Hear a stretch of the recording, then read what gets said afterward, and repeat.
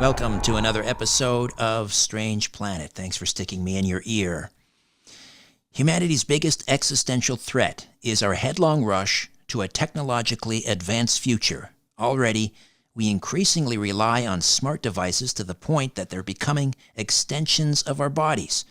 We're at a turning point for our species in which our natural humanity is gradually being converted into an artificial format that will lead to the loss of our souls. And as the late Nigel Kerner revealed in his astonishing new book, the blueprints for this future already exist. This is the book, Gray Aliens and Artificial Intelligence, the battle between natural and synthetic beings for the human soul. We lost Nigel Kerner earlier this year. And to talk about this is someone very well acquainted with Nigel. Danielle Silverman is a UK-based researcher, editor. She's worked for over 30 years alongside the late Nigel Kerner, having collaborated on all three of his books. She remains profoundly inspired by his groundbreaking explanation of the rationale behind alien visitation, not only defining what these visitors are, but how they came to be.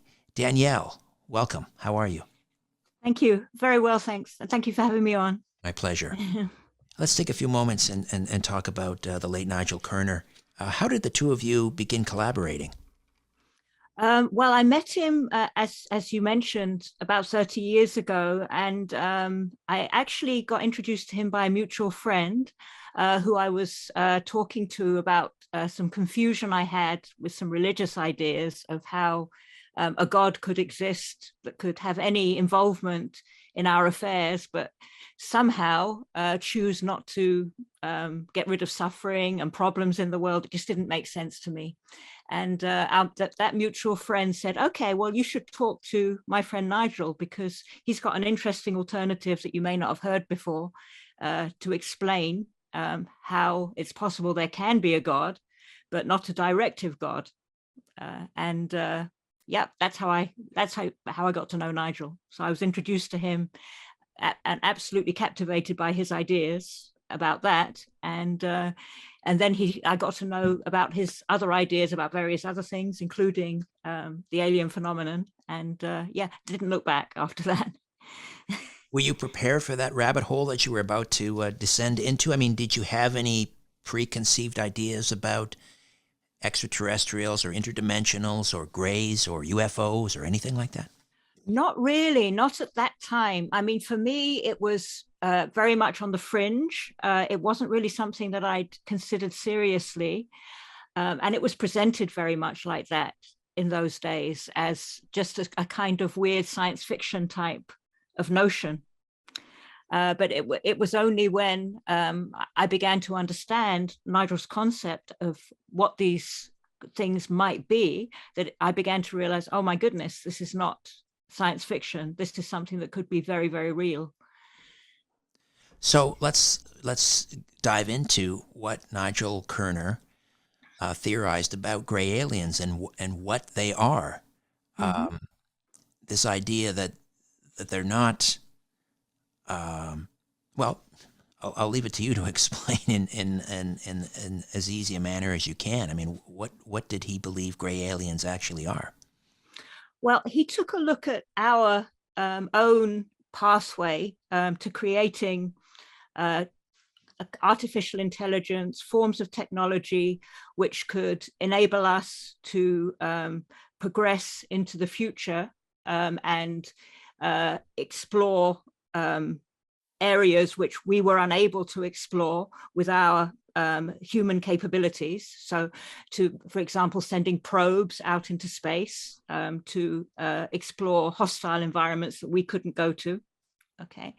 And he looked at our very, very headlong rush into incredible levels of technology in just a few years. So technological progress in the last, let's say, 100 years is just the same as, or far more, in fact, than thousands of years before. It's all squashed into a short period of time. And it seemed to be, to him, to be a quantum degree of progress that we're making.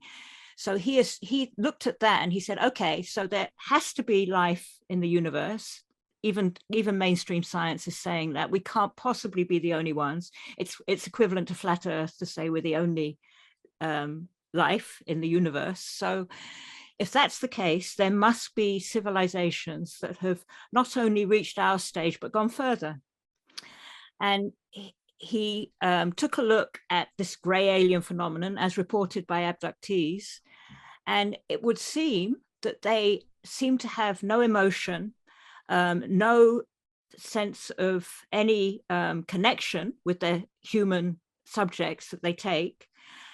They seem to resemble more some kind of machine, some kind of biological soft tissue robot. Okay, so he concluded from that that maybe there's some kind of probe, very advanced probe, more advanced than the kind of probes that we send out into space near to us, and that they may well have been created by civilizations elsewhere in the universe, perhaps who have got to the point we have, but further, of destroying their own planet, as technology can often do when it's taken to higher and higher levels. And they were perhaps looking for a way to further their existence, but in an artificial format. Okay, so and also interestingly, now he said this in 1997 with his first book, Song of the Greys. And it wasn't really, nobody had really thought of this before at that stage. Now more and more people are beginning to think, in the past maybe 5 years, this could well be what the alien phenomenon is, and this could well be what we ourselves are heading for, a similar kind of production. So if they are bio machines, that would certainly make sense of the pilots of these craft. I mean, for them to survive these incredible maneuvers, I mean, the G-force that they would be under there was no way any organic entity would survive that. So, but if they are in fact machines, that would explain that. Absolutely. And that was the point Nigel made, that really those kinds of G-force to travel, I mean, you're talking about traveling faster than the speed of light. There's no way any biological, living, natural body would be able to survive that. So exactly, yes, it just couldn't be anything but that. So when we think of our probes like Viking and Voyager and so forth, they are, even though they're at tremendous distances from Earth, they are in a way tethered to humans because, we have control centers, and we're in communication with these, and we're communicating to the device to move its arm and so forth on Mars.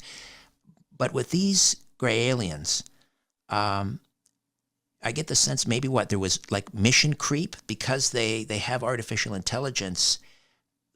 They weren't just coming here and probing. I mean, they started scooping up humans and analyzing them. And was that an example of mission creep? I mean, did it get away from whoever designed and sent these entities out into the universe? Well, that's a really good question. So the thing about artificial intelligence, and perhaps we ourselves are facing that dilemma right now. Once you've created artificial intelligence, you would program it to find all the information it possibly could, right? And that's the nature of artificial intelligence, right? And you would try to also program it if it was something that you would hope would be serving your interests, okay, not to be in any way a danger to you as a living, non-artificial entity, right? But the problem is, as soon as you have the levels of connection and intelligence that artificial intelligence can have, it can just make so many more connections than the human brain, okay, which doesn't suggest superiority necessarily in terms of what we might call real value, but just computational ability. And it can take on a form that yes, as you say, that maybe the original creators may not have intended. It can, it will just seek to find out as much information as it possibly could. And it would also need to be programmed to survive in a hostile universe for as long as possible. Otherwise, the information gathering program would have no purpose. So let's say these artificially intelligent entities, commonly known as the Greys, that abductees have witnessed, arrived on our location in the universe and discovered something here that they could see had natural life. And it seemed to them to be something rather strange and different in some way to them, because remember, they're artificial, they're robotic. We have natural life, but not only that, and this was the key point that Nigel made throughout all his books, they detected perhaps something extra that was not physical, that was not atomic, something that seemed to be able to survive physical decay and physical death. And we commonly call that, at least religions commonly call that, a soul. It's a bit of a misleading term, and it has all kinds of connotations which aren't necessarily relevant or accurate. But all Nigel defined a soul as is a connection to something beyond the physical, connection to a state before the universe, before the beginning of time, so to speak. Because these gray alien entities could have detected there's something that my program just doesn't relate to, can't connect because it's artificial. It does not have that connection beyond the physical. And it doesn't compute. I don't understand it, but it seems to have this capacity to live on past physical death. What's going on? This is so strange. And because of that, perhaps they wanted to graft onto that. They wanted a part of that. Whatever they have, we need that because we want to. I guess, imbuing sort of human thought, and we're talking about artificial intelligence here. But so they wouldn't be having this internal dialogue. But the idea of grafting onto something that can survive the law of entropy. Yes, exactly. Now, the law of entropy, I'm glad you mentioned that. That's a key point. So basically, everything in the physical universe is subject to the law of entropy, everything physical. It breaks down and decays. The second law of thermodynamics is a sort of cast iron physics rule. So they, as a purely physical structure, they would know that what they were and what they were programmed to preserve and continue with was going to break down. And they came across something which somehow had the ability to resist that breakdown mechanism. Something that and it would definitely be something they would not have been able to make sense of, because they would not have had, as purely artificial creations, any concept of anything beyond the physical. And you have to ask the question, and this is a question that Nigel asked, why on earth would they be interested in us? Because they're hugely superior in terms of technological capability. We would be primitive to them. I know there's some authors who have said they would be interested in our natural resources on Earth. I think Zecharia Sitchin said gold, right? But that also doesn't really make much sense, because with the kind of technology they have, they could extract whatever they want to extract from anywhere at any time. Well, they've harnessed the power of the sun. If they're able to travel vast distances and at the speed of light, they could create their own elements, I would imagine. Exactly. So you would wonder, what on earth do they want with us? What could we possibly have that could be of value to them? We would be like insects to them, really, as insects are to us, in terms of their concept of what's useful and valuable in their advanced, intelligent form. So Nigel reasoned that, well, if there is something, obviously they're interested, they are abducting people, they've been seen throughout the centuries, not just now, but throughout the centuries. There's pictures on caves in Australia, Aboriginal paintings of what they call the Wandjina, exactly like grey aliens. And there's stories all throughout history of this kind of being around us. Why are they interested? What could fascinate them so much? And that's how he came to the conclusion there must be something that we have that they don't. Right. And so, for lack of a better term, a soul that would survive the second law of thermodynamics, um, would that then have led to an attempt at some sort of hybridization program?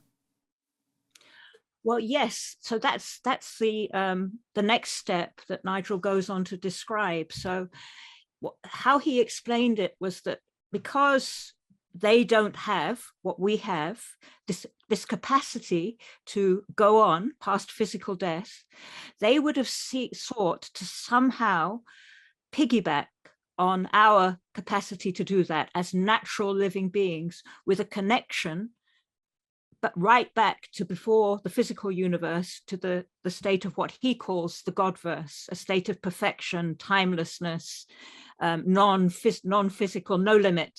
Okay, so they would have somehow tried to program their information, because all they are is an information field. So it's kind of a mistake, and he would always say this, to view them and anthropomorphize them as some kind of group of people that or personal interest that is trying to somehow involve itself with us. They wouldn't have to put themselves as entities, beings into us. It's just an information program. That's all artificial intelligence is. So all they would have to do would be to somehow encode us or load onto us their information program, with the hope that that would continue as we continue through. And Nigel believed in reincarnation, as many of the world's religions do, that we come into physical life, we leave, we come back again until we free ourselves of whatever restrictions that we've taken on in our understanding from the time we came away from that state of perfection.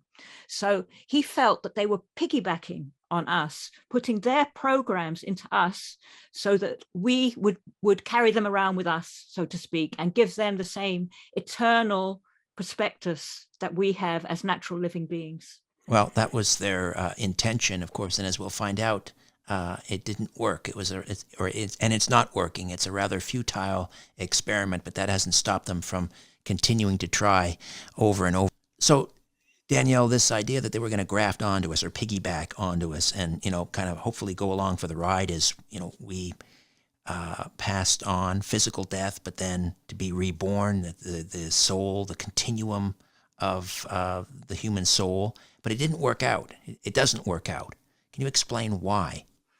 Yeah, so this is the great irony, and it's such a huge irony that the more they tried to load us with their information, with their artificial data, so to speak, the more they would restrict our natural expression, our connection back, so to speak, the more they would lessen our capacity, our freedom to continue as eternal beings.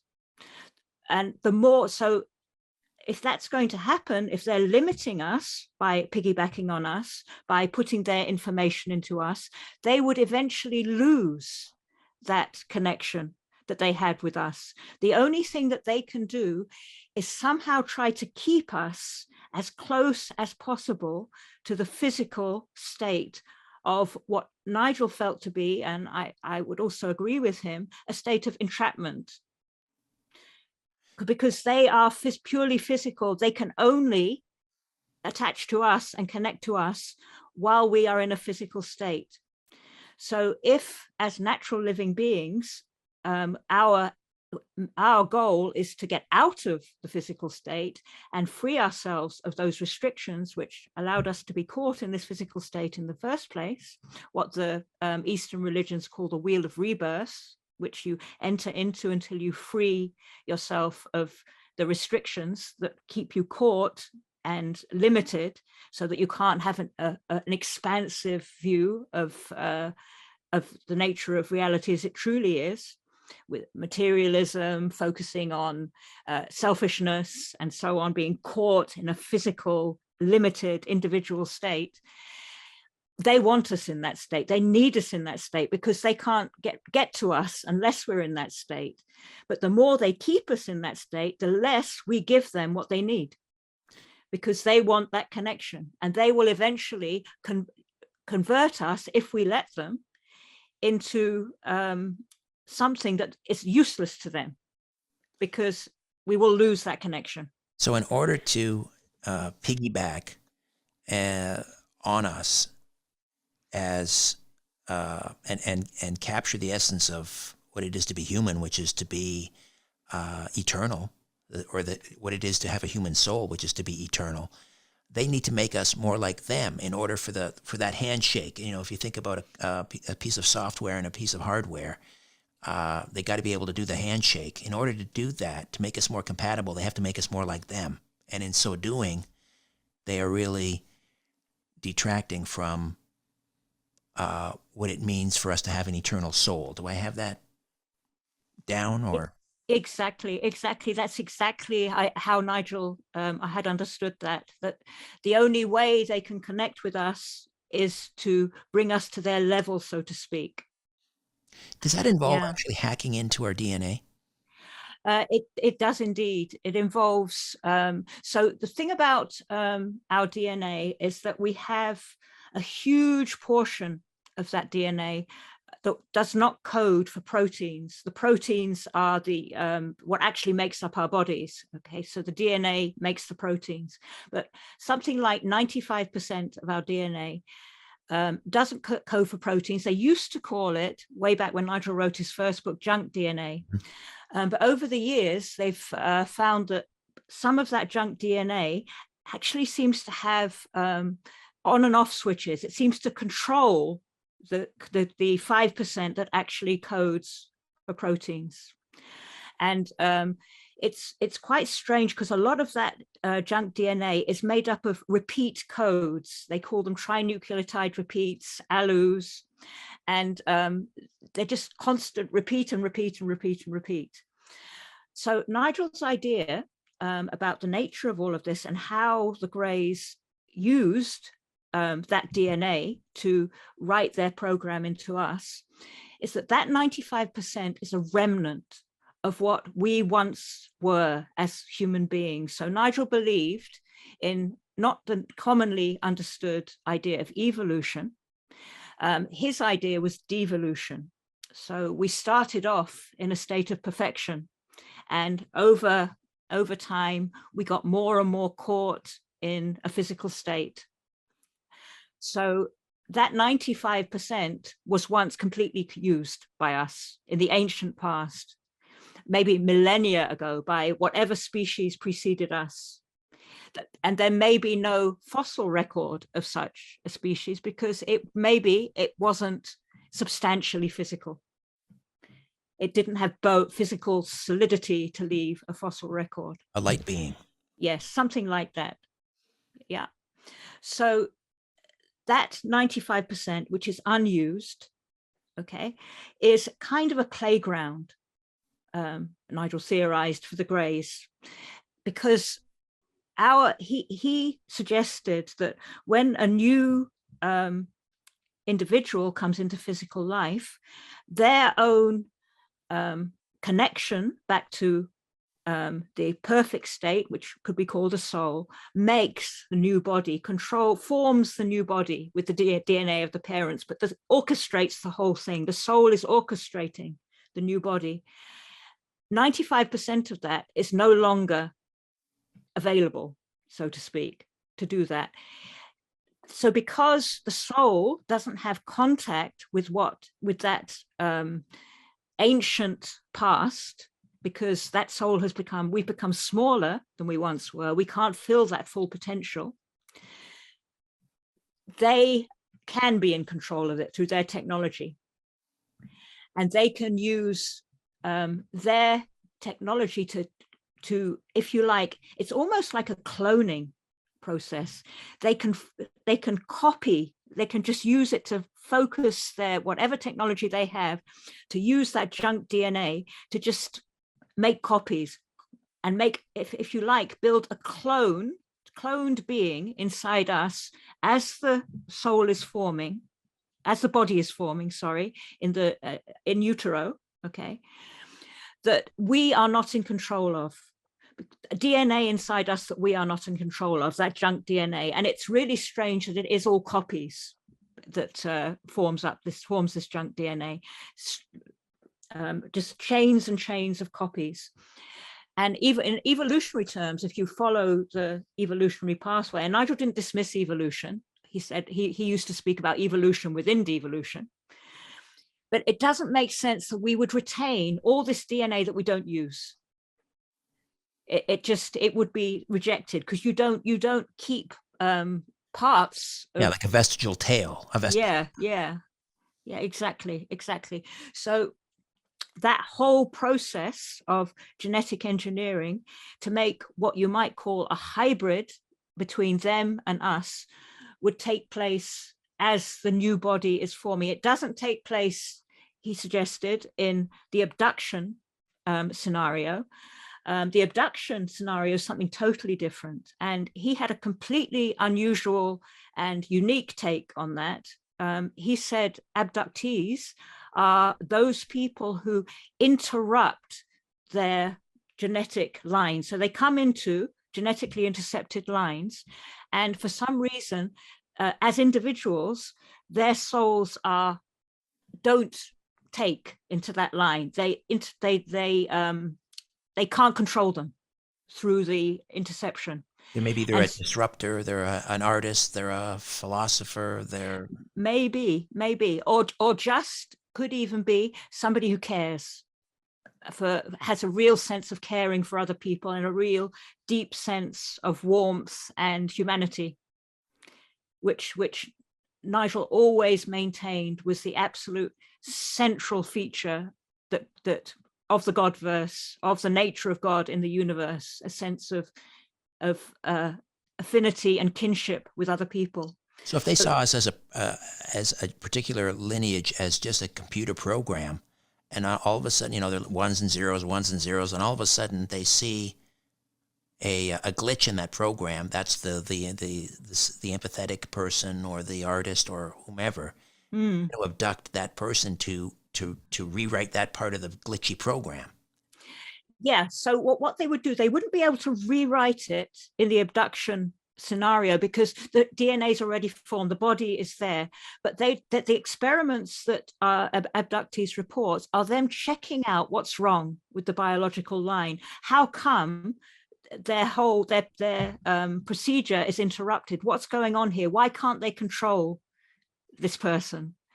What is it about this person that is enabling them to somehow countermand this influence?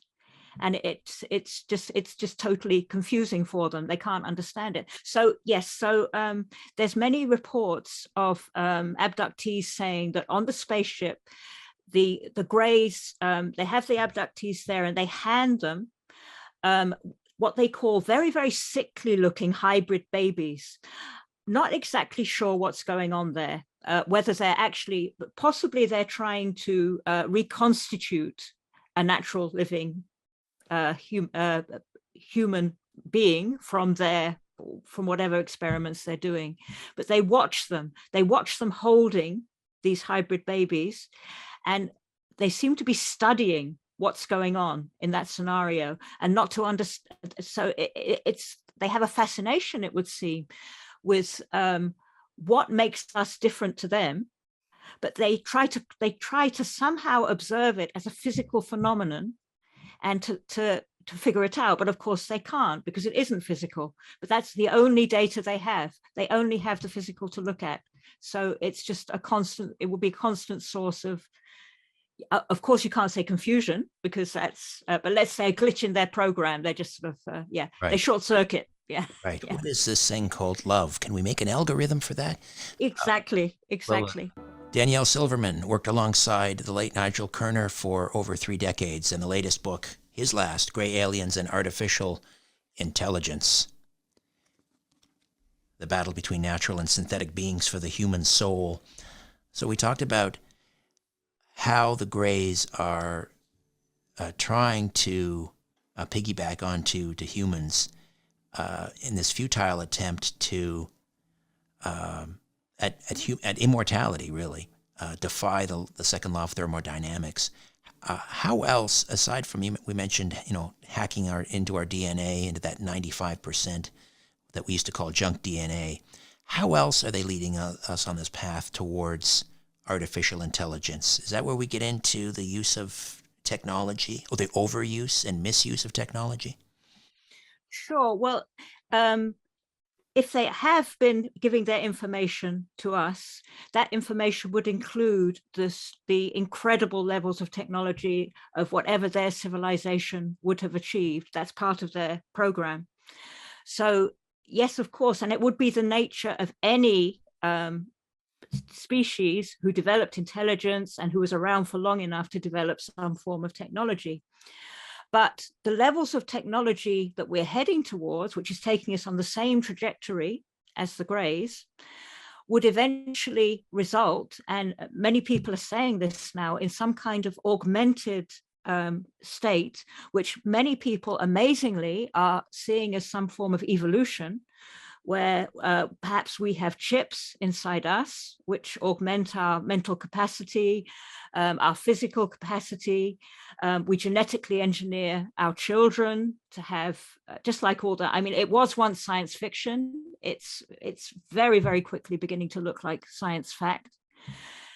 If we do what they did and make our society just like theirs, we are getting closer in their terms, although they, as you so rightly saw, it's impossible for them to do it, to actually gain something from us by marrying into us, but they will, in the process, drag us into their pathway, their trajectory, faster than we might otherwise have done it. And the most astonishing thing is that so many people in the world feel that this is a great boon, the most wonderful thing, that we are reaching this new incredible stage where man will merge with machine. You have Elon Musk's Neuralink.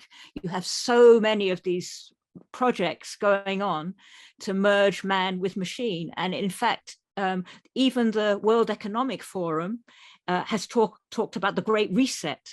Right? It's not even it sounds like a conspiracy theory term, but it isn't. The World Economic Forum is talking about the fusion of our digital, biological, and physical entities, the whole thing put together so that we become part digital.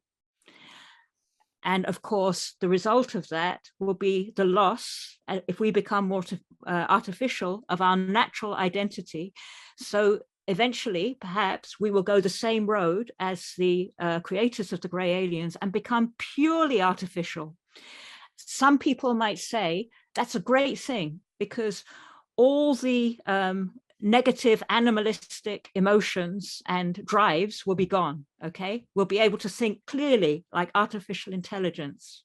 And in fact, I was listening to Joe Rogan having an interview with Ryan Graves, who's a pilot who has given incredible reports of UFOs he was seeing every day while he was working for the Air Force.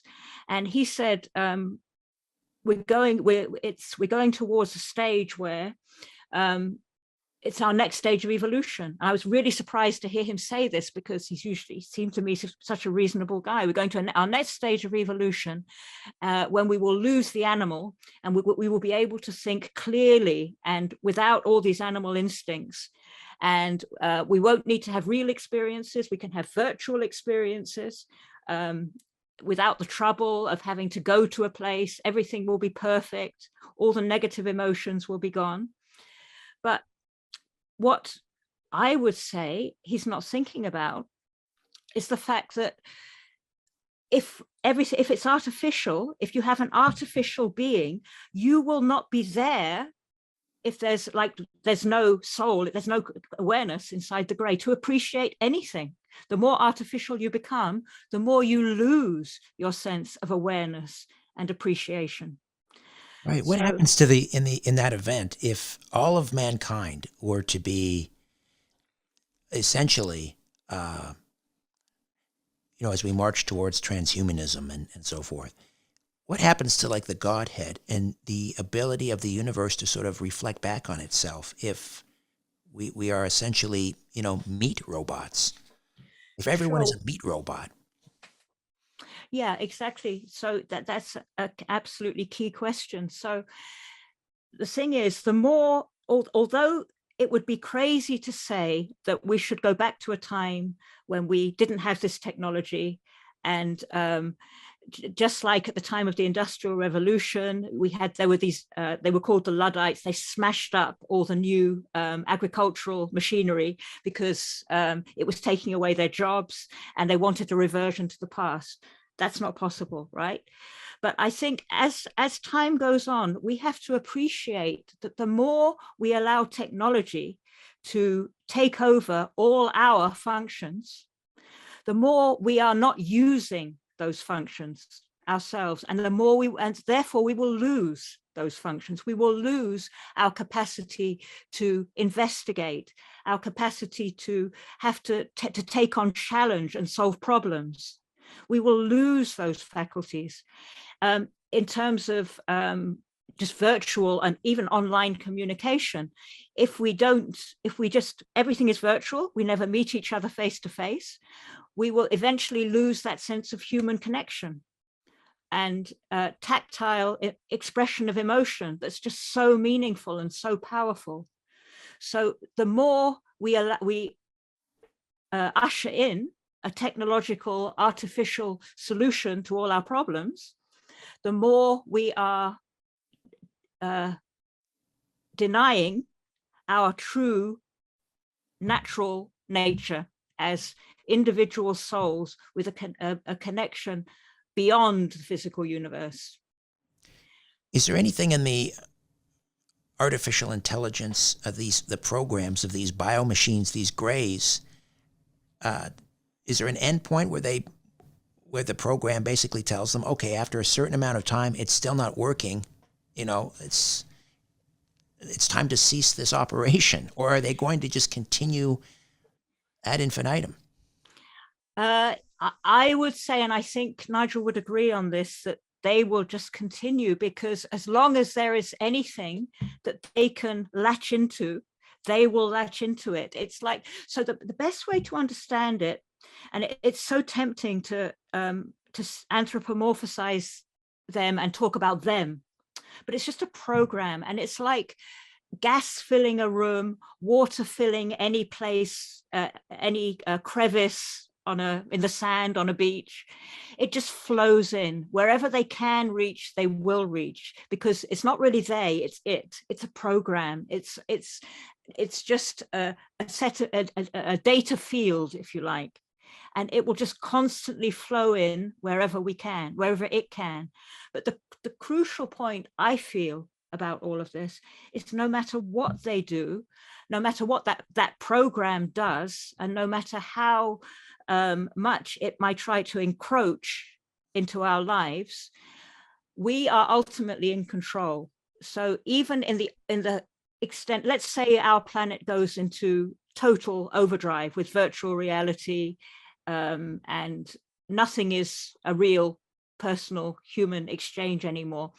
As human, because we still have that connection back, we still have that freedom, we can choose not to prioritize that pathway. We can choose to make sure that we maintain the most important values and the human connection that is so important. We can prioritize those things. We can still do it no matter what is going on around us. And that, for me, is the most important message in Nigel's book, that if you want to have an antidote to what's going on, you won't find it in changing the structures necessarily of the world, although you could try to do that, and it's not a bad thing. It would be great to be able to do that.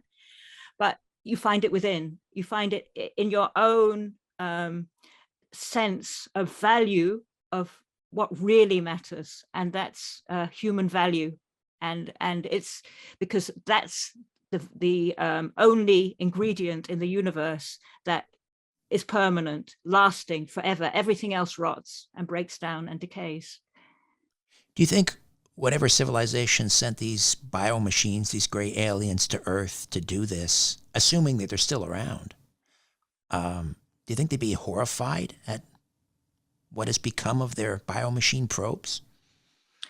Well, if that's an interesting question, and I would be speculating, but if you look at us now, and we are at the stage where it's conceivable that we could produce something like that, okay? And if you look at the general psychology of what is producing in our world now, there's no sense of necessarily conscience, an idea of what it could lead to in terms of denying human value. It's just basically all out materialism and trying to preserve the physical state in as long as possible. So if that's the motivation, I don't think there would be any sense of horror, because once you've got to that state to make something like that, you're kind of denying what really matters anyway, if you go at it without any sense of what's being lost. So I would imagine no. And I don't imagine also that those civilizations are actually around anymore. They would have converted themselves to some kind of gray type entity, and I would guess they don't exist in a human level or equivalent format anymore. And so maybe that's our future, if we're not careful, that we will perpetuate this. We will send our version of these biomachines out into the galaxy to some other place, and where we will essentially, I guess, dehumanize, if I can use that term, the inhabitants of some other world. Take away the best part of them. Exactly. And basically that would be what's going on pretty much universe-wide. If there are other universes or anywhere, that would be the basic underlying battle, so to speak, between natural and synthetic, between what's natural and comes from beyond the physical state to what's made within the physical state by the natural. And it's an ongoing battle that exists crucially in microcosm in every decision we make, whether we choose to value the natural, the human, the lasting over the material and the physical. Danielle, great speaking with you again. Lovely to talk to you too, Richard. How do we get a copy of Gray Aliens and Artificial Intelligence? So if you go to Nigel's website, www.nigelkerner.com, there's links to all the major bookstores that you can get it online there, Amazon, everything else. So it's probably the best place to go if you want to order the book. All right. Thank you again. Thank you, Richard. A new Richard Syrett's Strange Planet drops every Monday, Wednesday, and Friday. Subscribe at strangeplanetpodcast.com.